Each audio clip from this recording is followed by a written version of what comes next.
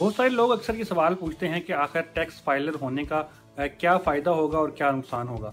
तो आज हम बात करने वाले हैं टैक्स फाइलर होने के नुकसानात और फ़ायदे के ऊपर।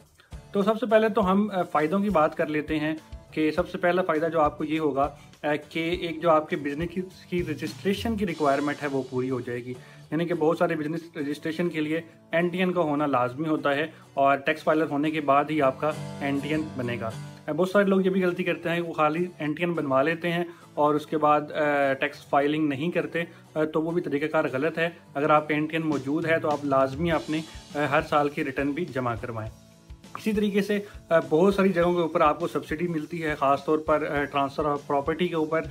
यानी कि अभी तकरीबन 3% आपको टैक्स अदा करना होता है एफबीआर को, अगर आप कोई भी प्रॉपर्टी ख़रीदते हैं या बेचते हैं। तो अगर आप एफबीआर के साथ एक्टिव इनकम टैक्स पेयर नहीं हैं तो फिर आपको तकरीबन 10% का इजाफा हो जाता है इसके अंदर। तो तकरीबन 10% आपको इसके ऊपर टैक्स देना होता है। तो इसी तरीके से बहुत से टैक्स जो हैं वो आपके बच जाते हैं। इस हवाले से एक मुकम्मल चार्ट जो है वो मैंने इस वीडियो की एंड के ऊपर लगा दिया है, तो आप उसको पढ़ लेंगे तो आपको पता चल जाएगा कि टैक्स फाइलर होने के और ना होने की मुख्तलिफ इक़साम के अंदर कितने कितने परसेंटेज टैक्स अदा करना होता है।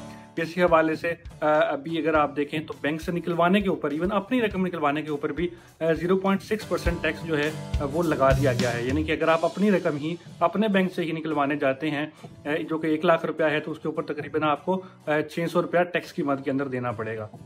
तो इस हवाले से बहुत ज़्यादा फ़ायदे जो हैं वो आपको टैक्स फाइलर होने के बाद मिल जाएंगे।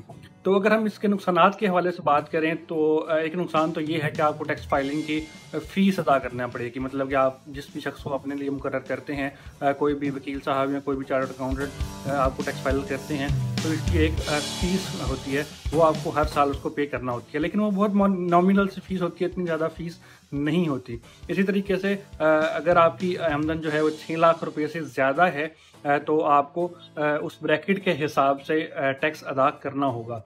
तो ये कुछ ना कुछ नुकसानात भी इसके हैं, लेकिन अगर ओवरऑल हम देखें तो ज़ाहिर है फ़ायदे ज़्यादा हैं और नुकसानात बहुत कम हैं।